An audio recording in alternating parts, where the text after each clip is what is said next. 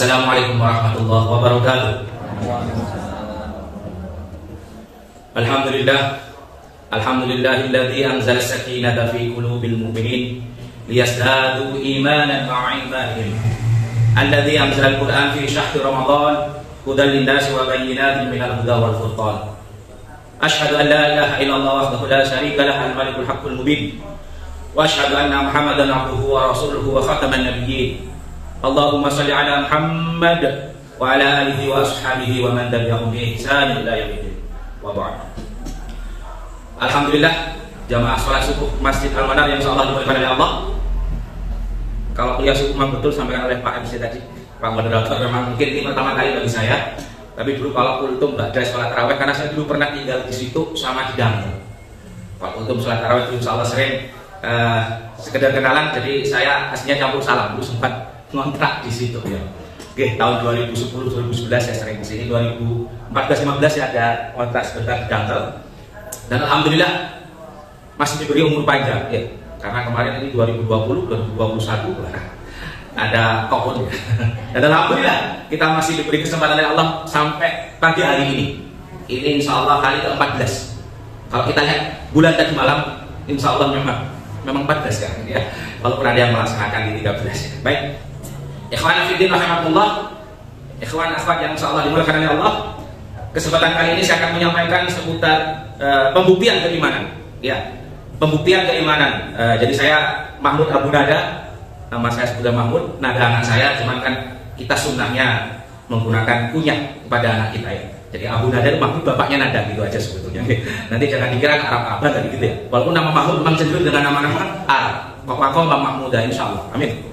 Baik.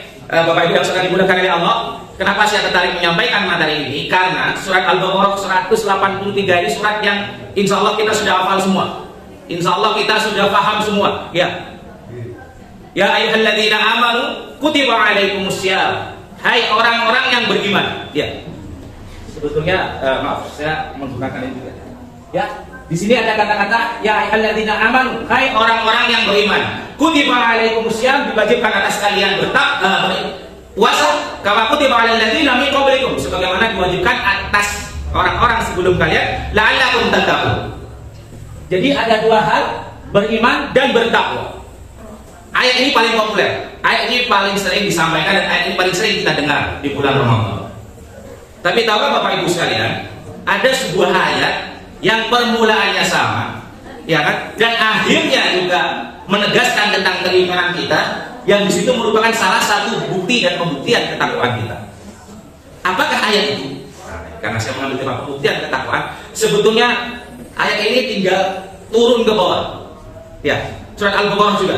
Ya, kalau kita lihat, ya ini coba kita baca lagi surat Al-Baqarah 278. Ya. Di situ Allah juga berfirman, ya ayyuhalladzina amanu taqullah. Ada kata iman, ada kata takwa. Hai orang-orang yang beriman, bertakwalah kepada Allah, takutlah kepada Allah.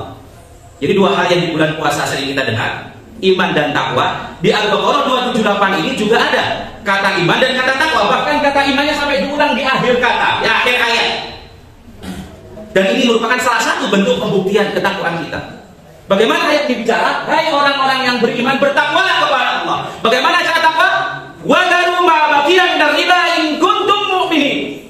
Hai orang-orang yang beriman, bertakwalah kepada Allah, takutlah kepada Allah. Bagaimana cara takut dan bertakwa kepada Allah? Salah satunya adalah wadaru ma baqiya minar riba. Tinggalkan sisa-sisa riba. In kuntum mu'minin, jika kalian mau dikatakan sebagai orang yang beriman. Dasarnya ayat ini sekali lagi, kata iman itu diulang sampai 2 kali dalam satu ayat. Kalau ayat tentang puasa tadi, ya ayyuhalladzina amanu kutiba alaikumussyiyam kama kutiba alal ladzina min qablikum la'allakum tattaqun. Di awal bersetujuan pada orang yang beriman, di akhir ada tujuan akhir, ghayah dari puasa adalah la'allakum tattaqun, agar kalian bertakwa. Di ayat ini bahkan kata iman sampai dikatakan 2 kali ya Allah. Hai orang-orang yang beriman, bertakwalah kepada Allah. Bagaimana cara bertakwa? Bagaimana cara takut kepada Allah? Wa dharu ma baqiya minar riba in kuntum mu'minin. Tinggalkan sisa riba yang belum dipungut jika kalian ingin dikatakan orang-orang yang beriman. Allah sampai berfirman seperti itu. Kata iman diulang. Rahimahumullah. Jadi ini yang landasi pada pagi hari ini saya menyampaikan bahwa ternyata salah satu bukti selain bukti-bukti yang lain, ya, pembuktian ketakwaan kita di sini Allah berfirman apa di sini? Wadalu ma baqiya minal riba, dan tinggalkan sisa-sisa riba yang belum dibur bagi orang-orang yang beriman. Jika kamu orang beriman, bahkan Allah mengatakan gitu, in kuntum mu'minin, jika kamu ingin dikatakan sebagai orang yang beriman. Jadi sudah nyambung temanya ini. Jadi inilah dasar salah satu ayat yang ingin saya sampaikan. Ikhwan akhwat rahimakumullah, kita akan membahas kenapa kok sampai penting dikatakan mari kita tinggalkan riba, sisa riba. Karena selama ini biasanya kita menganggap remeh riba, ya. Tetapi kadang kita juga kita bukan riba, kita utang biasa. Nanti kita akan bahas kalau waktu memungkinkan. Jadi jangan sedih. Ya. Jadi Bapak Presiden mengatakan gimana? Bengkak lagi utang pemerintah, tembus 6.711 triliun. Ini bulan apa? November 2021. Sekarang sudah. Iya, habis ini ada Pak Wan. Sabar. Pak Wan sudah punya datanya. Ini baru, saya bilang baru November 2021. Dan hebatnya, kenapa saya katakan hebat? Ternyata Menteri Keuangannya bilang sudah izin ke rakyat. Jadi sudah izin ke jenengan, gitu. Oh belum? Ini bagaimana kalau begini? Utang bertambah 6.711 triliun. Ini pada bulan November ya, akhir November bilang sudah izin kepada rakyat. Maaf, ikhwan fillah rahimahullah, ini bukan bicara apa ya? Karena memang ada dalam sebuah hadis, man asbaha wa lam yahtam bi amril muslimin falaysa minhum. Wa man di hadis yang lain, di akhir hadis dikatakan man lam yahtam bi amril muslimin falaysa minhum. Barang siapa bangun pagi tidak memikirkan urusan kaum muslimin, tidak termasuk urusan mereka. Tidak termasuk golongan mereka. Barang siapa tidak memikirkan urusan kaum muslimin, tidak termasuk golongan mereka, kata Rasulullah dalam suatu hadisnya. Di sini sebetulnya kita bicara begini ini bagian untuk memikirkan kondisi kekinian dari negeri yang kita cintai. Ya, jadi di sini dikatakan seperti itu. Ya, ini baru November. Wah, Pak Wan punya data terbaru. Betul kata Pak Wan, di Februari ini kan Pak Wan. Ya, di Februari negeri kita ini ternyata utangnya sudah tembus 7.014 triliun. Jadi sudah nambah berapa? 300-an, 200-an lebih triliun dalam waktu 3 bulan. Jadi kemudian kita ada alasan. Jadi kalau kita ngutang ya biasa, negara yang ngutang, so kita milih dulu gitu ya. Jadi Bapak Ibu sekalian, bahkan tanya sudah lebih dari 7.000 triliun, amankah? Ya. Jadi itu. Dan itulah Bapak Ibu sekalian yang namanya tabiat buruk utang. Utang itu biasanya bertambah. Betul nggak? Nah, atau sudah ada yang berpengalaman menjadi utang nih? Pertama utang 50 juta, oh banyak kan 1 juta. Atau dari kalian kecil, ibu-ibu biasanya utang dari tukang kredit ya. Jadi beli apa, taplak, beli apa, tempat mandi, beli apapun lah. Sabun, utang juga, kredit utang kredit. Beli apa Mas? Beli beras, jadi bayarnya sehari 1.000, 2.000, 3.000. Kok ternyata enak gitu rasanya. Kemudian bertambah 10 juta, bertambah top up 550 juta, top up, bahkan ada yang miliaran. Karena kebetulan saya juga sering berkumpul dengan teman-teman yang memang utangnya sudah miliaran gitu ya. Dan itulah tabiat berutang. Nah, jadi kalau saya nyatakan 3 bulan aja negeri ini yang 6.700 ditambah dengan menjadi 7.000 triliun. 300 triliun dalam waktu 3 bulan, November, Desember, Januari. Masya Allah. Itulah tabiat berutang. Mungkin kita sudah berpengalaman, nggak saya jelaskan nih. Namanya utang biasanya nambah. Lalu ingin bertambah. Ya. Ini saya punya data. Ini yang 2018 yang terbaru seperti itu. Dan memang setiap tahunnya negeri kita ini 2014 ini dalam US dollar ya selalu bertambah. Ya, dalam US dollar ini tinggal dikalikan kursnya 350.000 US dollar, miliar US dollar, kalikan sekarang sekitar 13-14 ribu. Ya, ternyata bertambah dan bertambah Bapak Ibu sekalian. Ya. Jadi bahkan, ini ibu-ibu ini ya. Ini kita sekarang yang agak terbuka. Berkemajuan dan berperadaban ini sampai bayangkan ini terjadi ya di awal tahun ini ya, untuk bayar utang 1 miliar seorang ibu hamil dan kondisi hamil dia rela menjual ginjal ya. Bahkan beberapa tahun yang lalu setelah dia jual ginjalnya dia bilang alhamdulillah, jadi uang dia yang ginjal di Banyuwangi tempat lahir saya sana bisa lunas utangnya dengan jual ginjal. Ini saya sampaikan, jangan ini ditiru Bapak Ibu sekalian ya. Jangan, ya, kita akan lanjut. Nah, kita lihat flashnya. Dan presiden pun mumet ternyata. Kejadian yang belakang kita itu apa? Jadi pinjol, stop pinjol. Pinjol tahu kan? Pinjaman online. Jokowi kecam pinjol. Presiden aja kecam pinjol. Padahal itu riba yang berteknologi tinggi. Gitu kan. Jadi saya masalah untuk pinjol. Maaf, ini kita biar refresh dengar berita tadi Pak. Ini waktu ada beberapa akhir tahun kemarin saya kumpulkan. Jadi bahkan presiden aja bilang waspada. Dan ingat MUI pun mengatakan bahwa pinjaman yang online ataupun offline itu hukumnya adalah haram. Jadi kembali ke tema yang saya sampaikan di awal tadi. Kalau kita ya ayyuhalladzina amanu taqullah, kayak orang-orang yang beriman bertakwalah kepada Allah. Jadi salah satu bentuk aplikasi, realisasi dan bukti ketakwaan kita kepada Allah, wadaru ma baqiya minar riba. Tinggalkan sisa riba yang belum dipungut. Ya, tadi saya sampaikan sampai jual beli. Nanti ada kejadian-kejadian yang lain ya. Bukan hanya itu Bapak Ibu sekalian, ya. Seluruh tokoh bilang, orang itu bilang praktek pinjaman online di Indonesia itu bagaimana hukumnya adalah haram. Supaya informasi, menteri yang maaf mungkin agamanya bukan Islam juga, dia akan blokir pinjol. Tapi ini baru terjadi ketika belakangan kemarin banyak orang yang bunuh diri dalam pinjol. Kapolri pun mengatakan, nah, pinjaman online itu merugikan rakyat akan ditindak. Ini parahnya Bapak Ibu sekalian, sekedar informasi. Kalau jenengan sudah terlanjur, tapi belum nggak ada yang di masjid ini, insya Allah terjerat pinjaman online. Nggak ada di masjid ini, insya Allah. Ya, nggak tahu di rumah ini. Semoga tidak ada. Kenapa? Pinjaman online itu tabiat buruknya adalah seluruh data pribadi akan diambil dari handphone milik kita. Ketika kita mendaftarkan HP kita, ya kan? Maka yang kontak yang terekam di situ itu akan direkam oleh mereka. Bahkan ketika HP kita juga diblok, misalkan kita tutup, nomor-nomor kontak itu akan dihubungi. Itu yang bikin orang stres. Ya, dan bahkan nggak tahu siapa yang memasukkan nomor HP saya. Saya pernah 2 kali nggak salah itu dulu. Di tengah awal 2020 menghubungi saya, tolong sampaikan pada si A bahwa dia sudah waktunya membayar utang, kalau enggak nanti akan bla bla bla. Ada yang pernah dapat WA begitu untuk menagihkan kepada temannya? Ya, karena memang HP saya tersebar kemana-mana. Bahkan sekali lagi penagihan dilakukan tidak hanya kepada peminjam saja, pada seluruh nomor yang ada di kontak. Sampai seperti itu kalau pinjaman online. Kemudian yang ketiga, berikutnya, penagihan dilakukan dengan cara memaki, bahkan mengancam siapa saja yang terdekat dengan peminjam. Sampai begitu. Bahkan bunga pinjamannya tinggi. Penagih pun tidak mengenal waktu. Kapanpun, kadang siang, kadang malam, yaitu kontak-kontak yang terekam di HP kita itu akan dikirim kalau kita nggak bayar tepat waktu. Karena itulah dasarnya pinjaman online itu Bapak Ibu sekalian, dan semoga ini tidak terjadi. Ibu lagi, karena biasanya ibu kalau lagi main sosmed, ya walaupun Bapak juga ada, ya. Di Wonogiri itu bunuh diri, ya. Bahkan status pemberi utangnya, ini statusnya sampai ada dia seperti ini, tapi nggak urusan. Dia terlilit 23 pinjaman online. Ini juga membuktikan. Nggak tahu apa nih karena negeri tadi di Februari 6.000, November 6.700. Februari sudah menjadi 7.000, ini sampai terlilit pinjaman online 23 pinjaman online. Berarti kalau misalkan hari itu ada 30 hari, dia tenang, tidak ditagih cuma 7 hari. Ya, dia sampai bunuh diri ya. Dan itu tidak terjadi jauh-jauh, terjadi di Jawa Tengah. Ya, di Giriwoyo, yakni gara-gara utang pinjol, ibu rumah tangga di Giriwoyo nekat bunuh diri. Karena diteror tadi Bapak Ibu sekalian. Ya.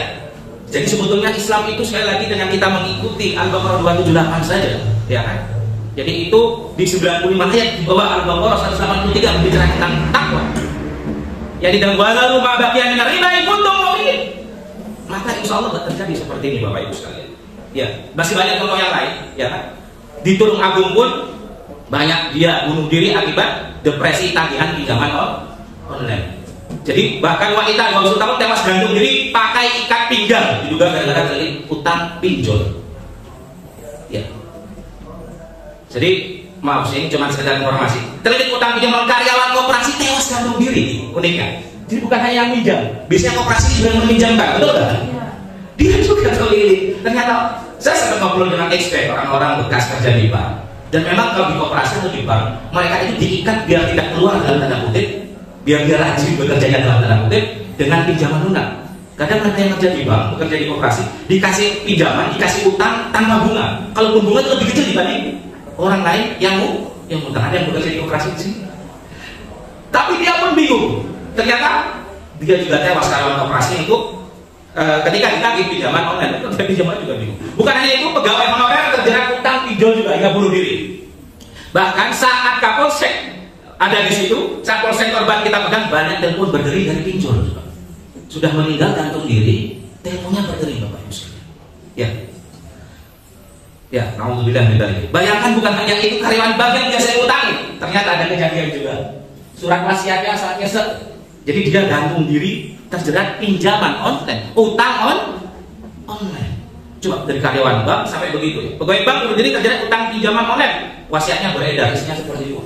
Silakan cari nanti di online, di berita-berita sosial media. Jadi Bapak Ibu sekalian, ini sekedar fakta yang ada di masyarakat dan banyak berseliweran di sosmed yang mungkin kita anggap biasa. Itulah tabiat buruk utang. Itulah konsekuensi ketika kita utang dan ternyata utang yang mengandung bunga yang besar, mengandung bunga, itulah yang bahasa saya kur. Ya. Kalau kur mungkin ada yang paham juga ya. Bukan kur versi tetangga kita di depan ya. Ya. Kur itu konsekuensi utang riba. Baik. Bicara tentang utang bukan berarti utang tidak boleh. Wah, ini berita gembira ya. Gitu ya. Jadi ada sebuah hadis. Hadatsana Qutaibah, hadatsana Jarir anil A'mas an Ibrahim anil Aswad an Aisyah radhiyallahu anha qalat ishtara Rasulullah sallallahu alaihi wasallam bi yahudiyyah ta'aman wa rahanahu dir'ahu. Ya, apa itu artinya? Telah menceritakan kepada kami Qutaibah, ia berkata telah bercerita kepada kami Jarir dari Al-Amashi, dari Ibrahim, dari Al-Aswad, dari Aisyah radhiyallahu anha. Ia berkata, Rasulullah sallallahu alaihi wasallam pernah membeli makanan dari seorang Yahudi, Abu Syaham, dan menggadaikan baju perangnya kepada Yahudi tersebut. Dari fakta ini ternyata Rasulullah juga pernah utang, Bapak Ibu sekalian. Sampai digadaikan apa? Baju perang. Perangnya ini salah satu hadis yang bicara tentang bolehnya utang. Tapi ingat Bapak Ibu sekalian, konteks hadis ini pun menyampaikan dengan tegas, utangnya Rasulullah untuk apa Bapak Ibu sekalian? Untuk makan. Jangan salah, nanti menggunakan hadis ini, utang boleh. Bisa kalau begitu. Boleh, tapi bayangkan, ini bagaimana zuhudnya seorang Rasulullah, suri teladan kita. Utang untuk makan sampai menggadaikan baju perangnya. Saya tanya yang kita sudah berpengalaman utang ini. Utang biasanya apa? Utang biasanya bukan untuk kebutuhan hidup, tapi untuk gaya hidup. Ya, HP utang, sepeda motor utang, rumah utang, apalagi itu yang agak besar. Tadi ada yang bilang sabun utang. Ibu, apalagi ibu yang ketawa ini kayaknya pengalaman ini. Nggak apa-apa, ketawakan diri kita sebelum kita ketawakan. Pensiun aja utang. Itulah tabiat buruk utang. Biasanya kita mulai kecil-kecil, utang kredit yang mungkin sehari, 2 hari sekali nagih 500, 1000 dolar. Kok enak utang? Akhirnya kita tabiat buruk kayak tadi. Saya contohkan negeri ini tabiat buruk utang juga begitu. Bahkan di informasi yang lain, negeri ini harus berhutang untuk membayar bunga utang. Tidak mau apa? Jangan sampai kita harus bayar utang dengan utang. Karena kita top up, gitu. Ya. Jadi mau tutup suatu bank kita top up di bank lain. Ya, jangan seperti itu, tidak dicontohkan Rasulullah. Ya, ingat, ya, biar tidak ngantuk. Nah, baca bisa jelas Bapak Ibu sekalian. Kalau saya sendiri nanti ngantuk. Ya, coba dibaca bareng-bareng. Bagaimana saya ada terjemahannya aja ya. Dengan sahabat Bayhaqi kita baca bareng-bareng. 1, 2, 3.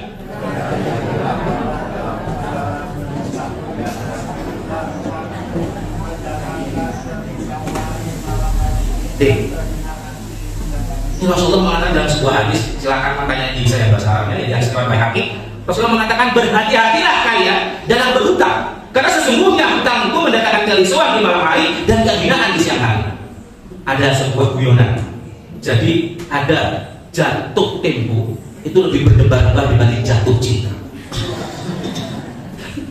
Jatuh tempo itu lebih berdebar-debar dibanding jatuh hati. Betul? Kalau misalkan ini Rasulullah membuktikan ini sebuah hadis Rasulullah. Ya, kalau besok sudah waktunya bayar utang jatuh tempo, mungkin malam hari kita nggak bisa hidup, betul nggak? Kita lihat ke atas sambil ngitung plafon. Nah, gitu ya. Jadi kalau apalagi tadi 23 titik, ada saya dengan teman-teman ya di komunitas masyarakat tanpa riba itu bagaimana dia sampai ada titiknya lebih dari 30 titik utangnya. Tadi pinjaman online 23 titik, ada yang lebih dari 30 titik pinjamannya, utangnya. Baik keluarga, bank, person dan sebagainya. Berarti kalau harinya 30 atau kalau Februari 28 29, dia setiap hari harus mikir jatuh tempo dan tidak bisa tidur di malam hari. Makanya dikatakan kata Rasulullah, risau di malam hari nggak bisa tidur. Bahkan siang hari pun, bahkan ada sebuah cerita dia nggak berani di rumah. Dia pergi. Kenapa? Karena takut didatangi Bang Desi. Kalau Bang Desi, dia kolektor. Ya. Bahkan kalau tabiat berutang, kalau dia ada orang pakai dasi, pakai sepeda motor, pakai sepatu, tok ketakutan. Sampai dulu anaknya, ini saya yang terkenal. Nah, kalau nanti ada orang dari bapak, bilang bapak nggak ada di rumah. akhirnya anaknya cerita, tok, dek, bapaknya ada. Kata bapak, kalau nanti ada yang nyari bapak, dibilang bapak nggak ada di rumah. Anak-anak cuma bilang begitu ya, jadi jujur lah. Ya, betul nggak? Jadi di malam hari nggak bisa tidur, di siang hari bahkan kita pergi dari rumah, sembunyi. Kalau di sini nggak seperti itu, alhamdulillah, berarti memang utangnya nggak banyak atau nggak punya utang. Alhamdulillah, insya Allah. Bukan itu Bapak Ibu sekalian. Iya. Bahkan ada sebuah hadis yang lain ini, sahih. Ya kan, bahkan itu bapak-bapak real main nanti utang mestinya. Ya. Coba baca yang bapak. Nah, karena ayat 1, 2, 3. Sesungguhnya seorang yang biasa berutang, jika dia berbicara maka dia berdusta, jika dia berjanji maka dia mengikat dari surat Bukhari nomor 832 dan Muslim 11325. Nanti bisa dicek. Ya. Coba ini betul enggak kata Rasulullah? Sedekah ya Rasulullah. Maha benar kok ya Rasulullah. Jadi kalau orang yang mempunyai tabiat berutang, biasa berutang, jika dia berbicara maka ia berdusta. Apa biasanya yang disampaikan? Tarso apa sih? Ayo di duit. Entar sesuk. Sesuk. Betul nggak? Mestinya kalau punya utang dibayar dengan uang, punya utang dibayar dengan janji. Betul? Oke, mungkin itu pengalaman gitu. Betul nggak? Rasulullah bilang begitu. Jika dia berbicara maka dia berdusta, dan jika dia berjanji dia akan mengingkarinya. Biasanya kalau sudah pusing, ada 30-40 titik utang, ya kan? Nggak bisa bayar. Dia akhirnya bohong, dia akhirnya dusta, janji sana, janji sini. Jadi dikaitkan dengan Al-Baqarah 278, itulah kenapa Rasulullah berfirman di Al-Baqarah juga. Ya ayyuhalladzina amanu taqullah, hai orang yang beriman, takutlah kepada Allah, bertakwalah kepada Allah. Wa dzaru ma baqiya min riba, tinggalkan sisa riba yang belum diambil, yang belum dibunuh. In kuntum mu'minin, jika kalian ingin dikatakan sebagai orang yang beriman. Dan ternyata memang dimulai dari utang, apalagi utang riba. Banyak hal kita terhina di malam hari, tidak bisa tidur. Kita bahkan sering berbohong, kita bahkan sering berdusta. Apakah berdusta, bohong, ingkar janji itu bagian dari ketakwaan? Tidak. Ya. Baik Bapak Ibu sekalian, kalau dimulakan oleh Allah, ya. Bahkan ada sebuah kisah, ya. Ada sebuah kisah ketika seorang sahabat, silakan dibaca. Seorang sahabat yang punya utang itu ternyata tidak disolati oleh Rasulullah. Bayangkan, ya, ini surat Bukhari, silakan dicek 2289. Ya. Bagaimana pada suatu saat Rasulullah SAW tidak mensolatkan laki-laki yang memiliki hutang. Ya. Ketika di dalam lain, biasanya Rasulullah menanyakan, dia bersabda begini, apakah dia punya hutang? Mereka katakan, ya. Berapa? 2 dinar. Beliau memalingkan badannya kemudian bersabda, sholatlah untuk sahabat kalian. Bayangkan, ini seorang sahabat, ya kan, cuman punya utang 2 dinar. 1 dinar berapa? Kurang lebih 4,25 gram. Ya, kalau 1 gramnya kita anggap 1 juta, walaupun saya laporan 900 itu. Kita anggap 1 juta, 4,25 berarti sekitar 4 juta, terus kita utangnya 8,5 juta. Dia meninggal dalam kondisi punya utang 8 jutaan. Rasulullah tidak mau mensolati jenazah sahabat tersebut. Bayangkan, kita mau dibandingkan dengan para sahabat, Bapak Ibu sekalian, sahabat yang dia bagaimana cintanya pada Rasulullah, pernah berperang bersama Rasulullah, berdakwah bersama Rasulullah, membela Islam bersama Rasulullah. Sholat ketika dia meninggal tidak mau disolati Rasulullah. Ketika dalam kondisi mati, dia masih mempunyai utang, tidak sahnya utang. Jadi sebetulnya konsekuensi keimanan dan ketakwaan kita salah satunya jangan terlalu sering utang, Bapak Ibu sekalian. Hati-hati, kita nggak tahu kapan kita akan meninggal, kapan kita akan mati. Ya. Bahkan di riwayat yang lain, hatta dia mati syahid pun kata Rasulullah, ya, dalam sebuah hadis yang saya singkat dulu, yukfaru syahid kullu dzambin illa dain. Tidak akan diampuni oleh Allah dosa orang yang mati syahid apabila dia masih mempunyai utang. Ya, kullu dzambin illa dain, seluruh dosanya memang akan diampuni ketika dia mati syahid, tetapi ketika dia punya utang, ini silakan dicek di hadis riwayat Muslim nomor 1886. Ya, ternyata tidak akan diampuni orang yang mati syahid. Karena selama ini kita berpikir kalau langsung bypass masuk surga, salah satunya berangkat jihad dan mati syahid. Ternyata kata Rasulullah, kalau kita masih punya hutang, maka dosanya tidak akan diampuni. Ya, bahkan kita tidak bisa masuk surga hatta kita masuk mati syahid. Jadi kalau tadi kita renungi bacaan oleh imam dan doa yang kita sering hafal, gimana tadi mendengar bacaan imam yang ikut jamaah subuh? Alhamdulillah, tadi mendengarkan. Rabbana atina fid dunya hasanah wa fil akhirati hasanah wa qina adzabannar. Kalau kita hubungkan dengan beberapa hadis tadi, Rabbana atina Ya Allah, ya Tuhan kami, datanglah kepada kami kehidupan di dunia yang hasanah, penuh dengan keberlimpahan, penuh dengan kebaikan, penuh dengan ketenangan, penuh dengan kebahagiaan. Begitu kan? Yang kita inginkan doa satu jangan. Satu aja bicara tentang melanggar, berbicara tentang tabiat berhutang. Gimana dunia kita akan baik? Siang hari didatangi debt collector, ya. Sore hari didatangi tukang kredit, ya. Malam hari karena siang nggak ada didatangi leasing, ya. Jadi di dunia juga hidup tenang, ya. Wa fil akhirati hasanah. Apalagi akhirat kelak tadi disampaikan dalam sebuah hadis. Kalau sudah tidak sesuai Rasulullah, bakalan dapat syafaat, belum tentu masuk surga. Sahabat itu apalagi kita. Wa qina adzabannar. Bebaskan kami dari siksa api neraka. Kalau kita meninggal dalam posisi punya utang, bayangkan Bapak Ibu sekalian, di hadis yang lain, posisi kita itu menggantung, ruh kita menggantung, nggak jelas kan? Neraka bisa jadi, ya kan? Surga belum tentu. Jadi sekali lagi bentuk pembuktian keimanan dan ketakwaan kita salah satunya tinggalkan utang. Apalagi utang tersebut mengandung riba. Utang boleh, nah nanti dikira. Tetapi kalau kita mengatakan lakabkan lakum Rasulillah uswatun hasanah. Bagi Rasulullah itu adalah bagi kita itu Rasulullah adalah suri tauladan kita yang baik. Rasulullah itu utang cuma untuk makan, Bapak Ibu sekalian. Jadi kalau kita sekarang utang, maaf, apalagi utang perhiasan itu nggak boleh, emas juga boleh diutang, masuk barang ribawi. Ya, utang bukan untuk kebutuhan hidup, tapi kita utang untuk gaya hidup. Ya, pengen lihat robot yang bagus, yang keren, utang kredit, betul. Bahkan seolah-olah seluruh solusi di hidup kita, kalau kita kembali, kita bilang seluruh solusi itu adalah kembali pada Al-Quran dan As-Sunnah. Tapi terkadang kenyataan kita, seluruh solusi itu kadang kita itu utang. Anak mau sekolah, coba ambil siapa? Utang. Betul. Kita mau beli kebutuhan sehari-hari, dari sabun, beras, makanan, ngutang. Kita mau keren, naik sepeda motor, naik mobil, utang. Lalu bahasanya leasing, bukan utang gitu ya. Ya. Kalau nggak kuat gampang, top up. Wah, sekarang kan bahasanya top up di bagian lain untuk utang yang lebih besar. Jadi sekarang kita ini baru bayar, kita bicara tentang utang, Bapak Ibu sekalian. Ya. Bagaimana dengan utang yang riba? Kan biasanya utang itu mengandung unsur riba. Ya. Bapak Ibu sekalian yang sudah dimuliakan oleh Allah, ada sebuah hadis. Ini bisa dibuka di kitab Sunan Al-Baihaqi, Salah Al Baihaqi, juz 5, halaman 49. Prinsip oleh Rasulullah SAW, kullu qardin jara manfaatan fahuwa riba. Ini rumus umum utang dalam sebuah hadis ini. Walaupun nanti ada ulama menjelaskan apa itu, maaf, rumus umum riba, ada ulama menjelaskan tentang riba. Kullu qardin jara manfaatan fahuwa riba. Setiap pinjaman utang piutang yang menghasilkan manfaat, maka itu adalah riba. Maksudnya apa? Kalau kita meminjam uang, qardin yang ghairul mustadiyan atau bisa dijelaskan lebih detail lagi.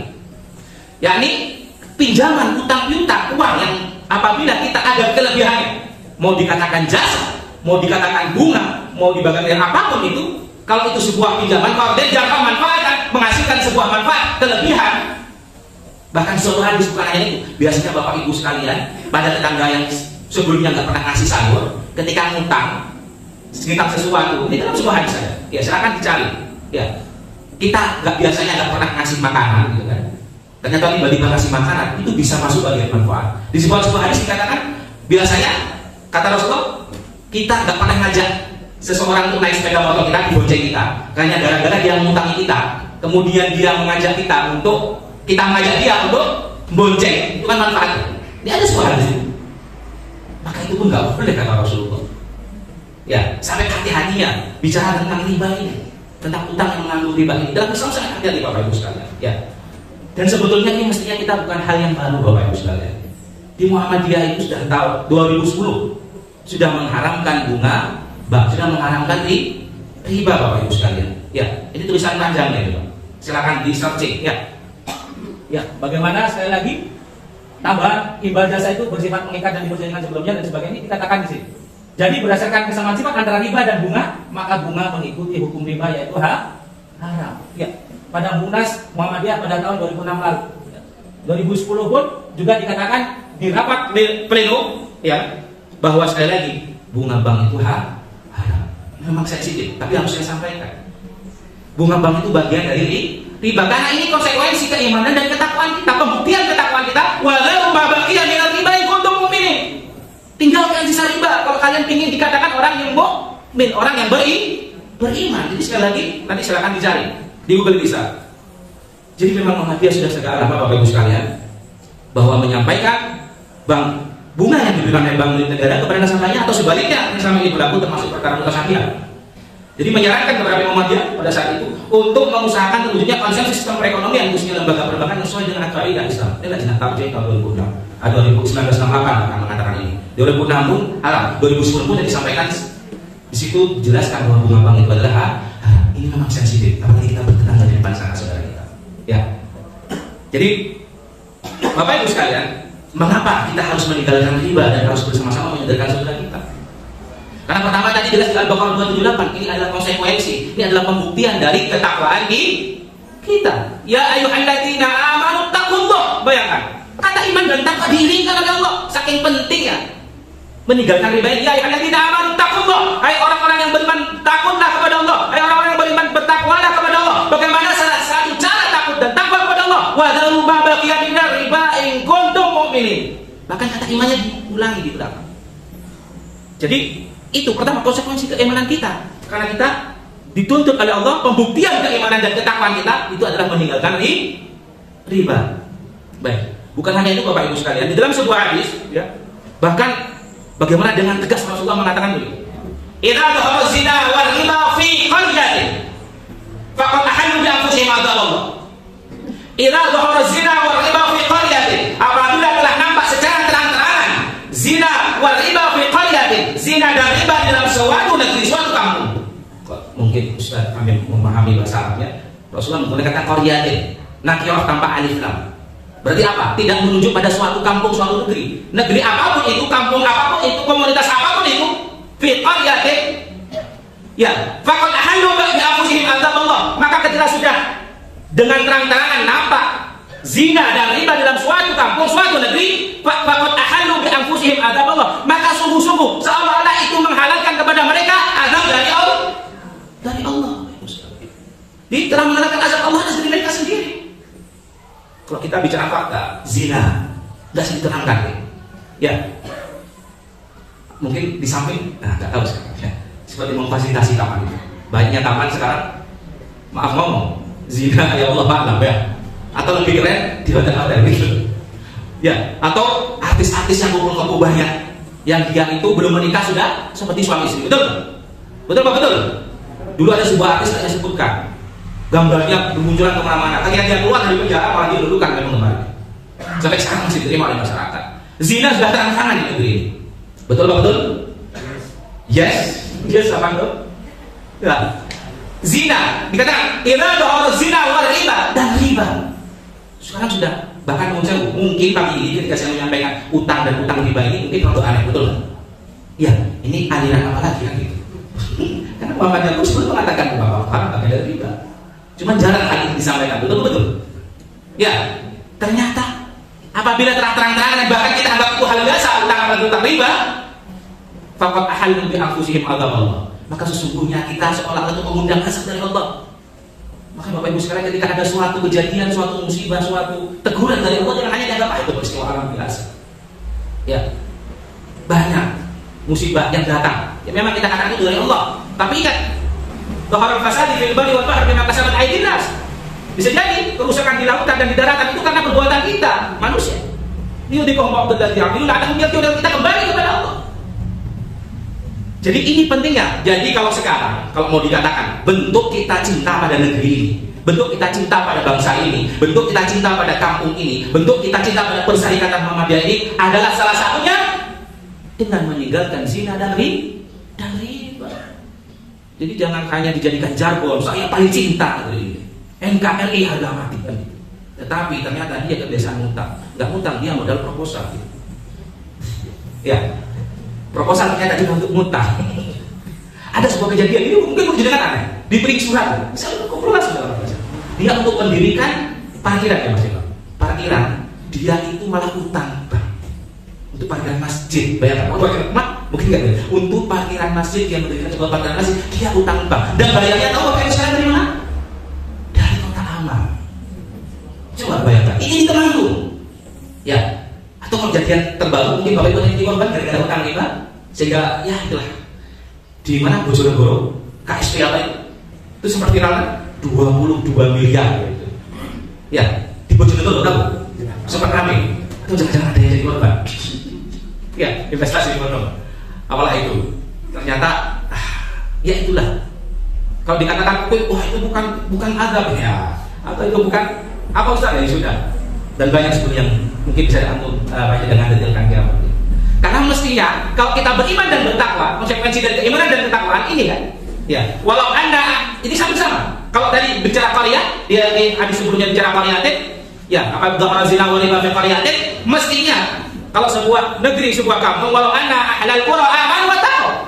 Aku samakan dengan ayat di Al-Qur'an. Dan seandainya penduduk suatu negeri beriman dan bertakwa, la fatahna 'alaihim barakatin minas sama'i wal ardh.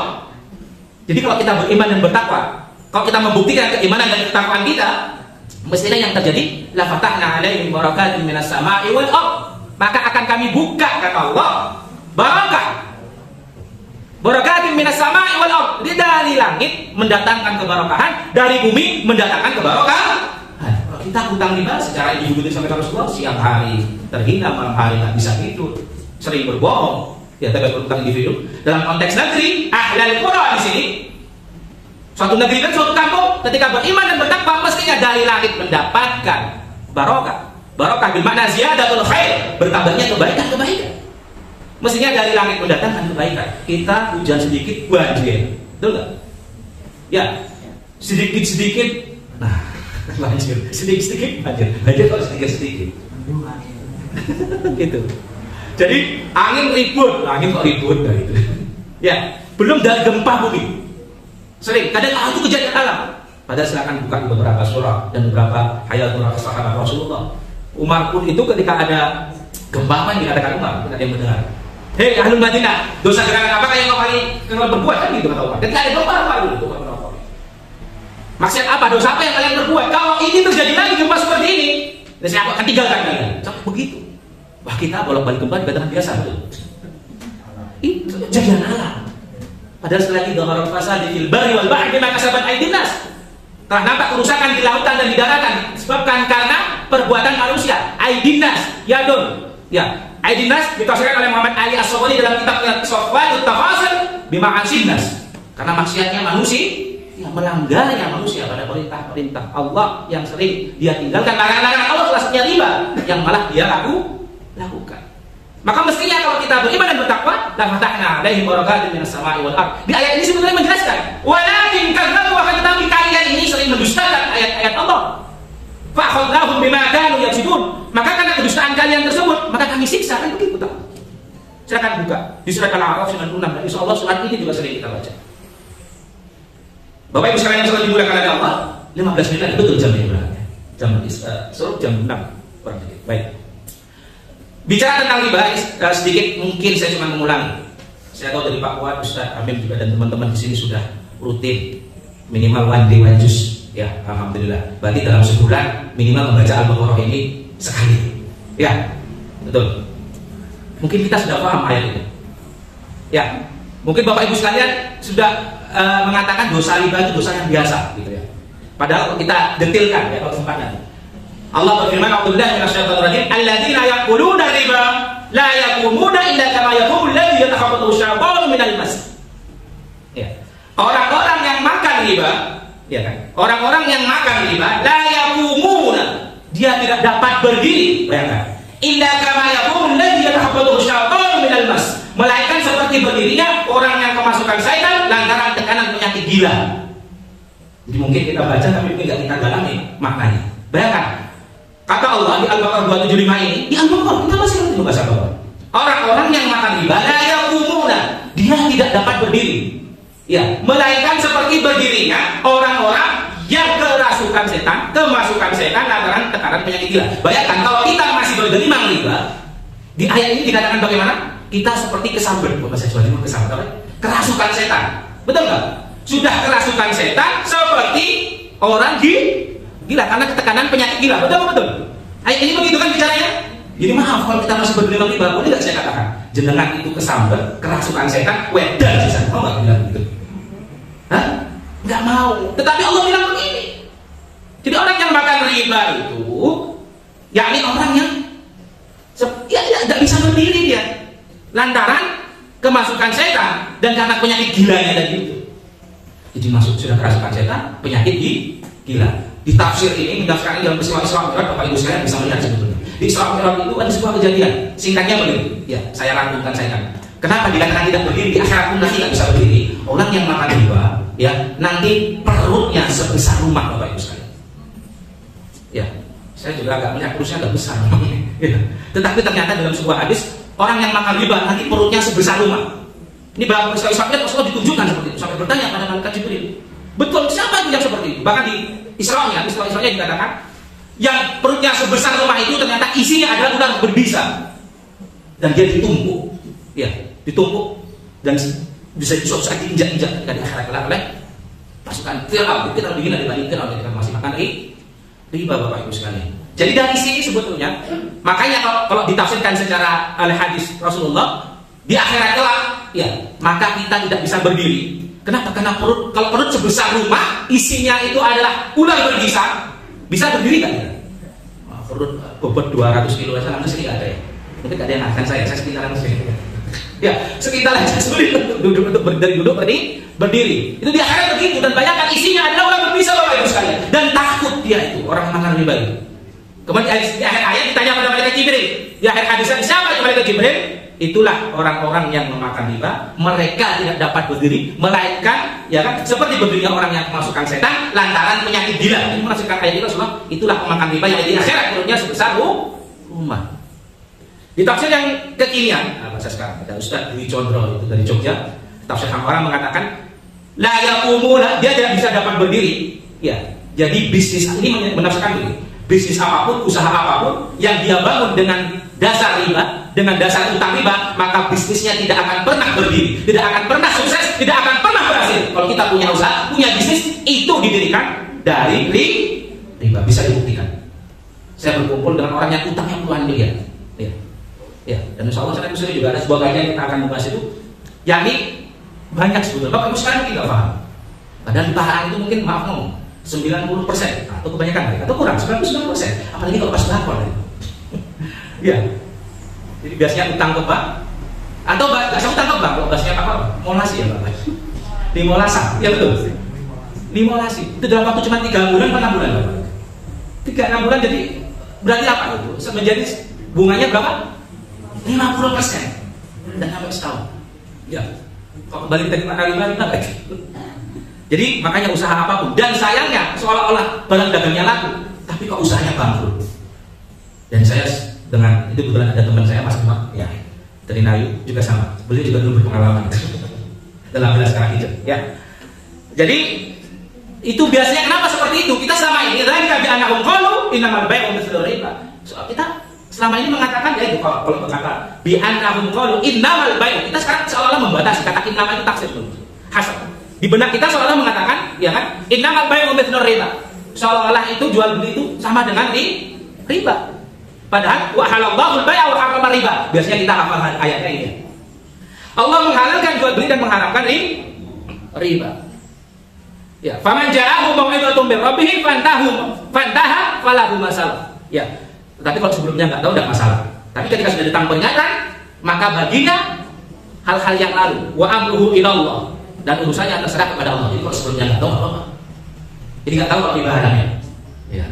Kalau nggak tahu riba haram sebetulnya Al-Baqarah 275 itu turunnya baru hari ini ke kemarin. Kalau nggak tahu riba haram, sudah 1.300-1.400 tahun yang lalu. Ya. Jadi kalau itu kita sudah tahu nama atau baru tahu sekarang, insya Allah yang sebelumnya diampuni oleh Allah. Kita kembalikan urusannya kepada Allah. Tetapi wa man ada faulaika ashabun nar hum fiha khalidun. Tapi kalau sudah tahu wa man ada, nanti Idul Fitri ya.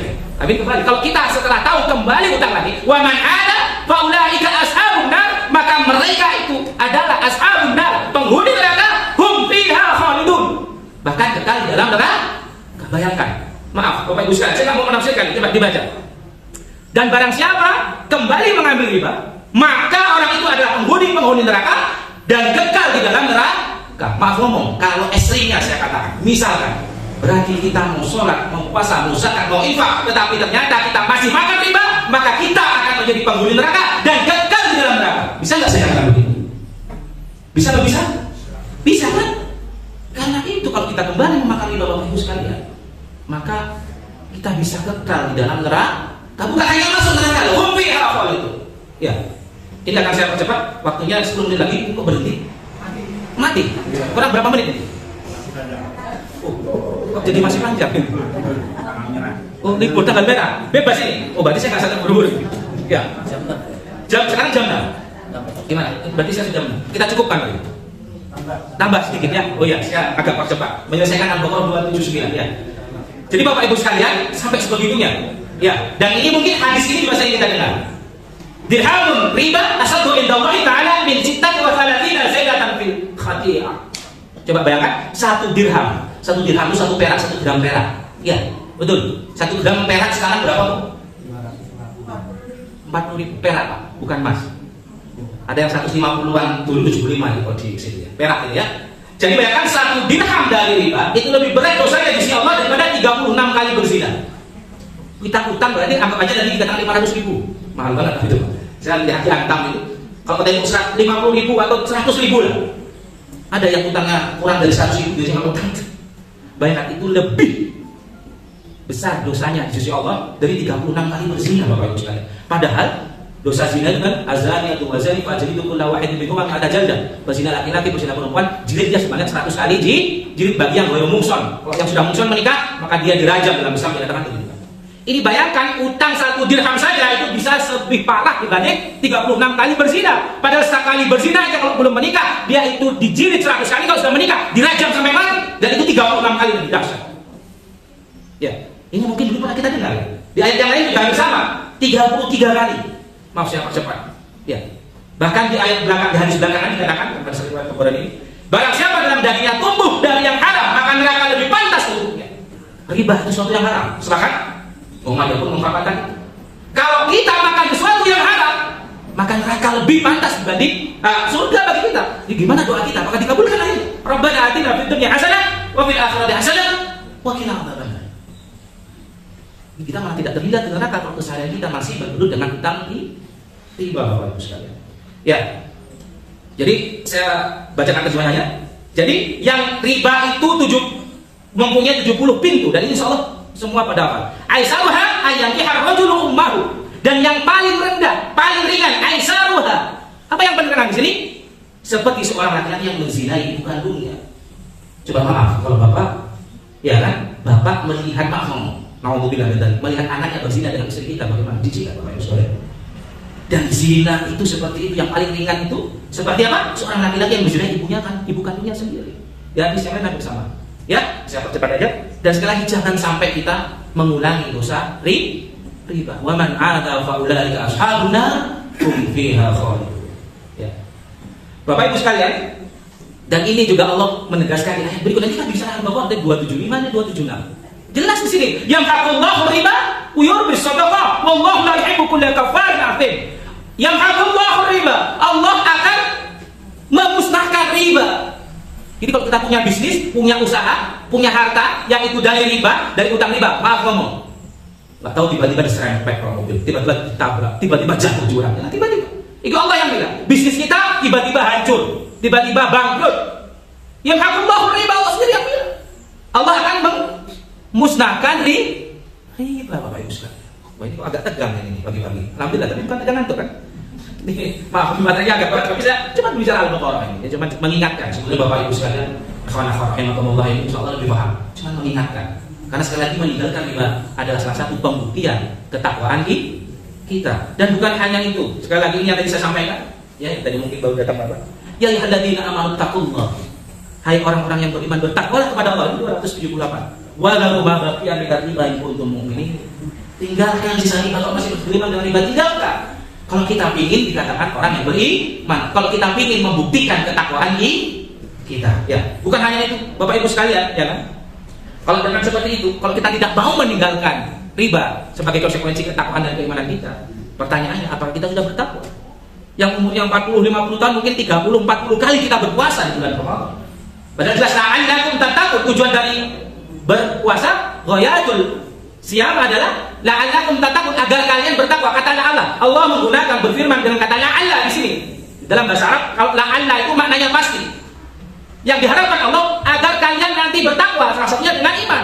Maaf, salah satunya dengan berpuasa. Tetapi di Al-Baqarah 278 tadi bentuk ketakwaan salah satunya juga adalah meninggalkan riba. Pertanyaannya kalau begitu, sudah 30-40 tahun kita disuruh untuk bertakwa, apakah kita bertakwa kalau masih beriman riba?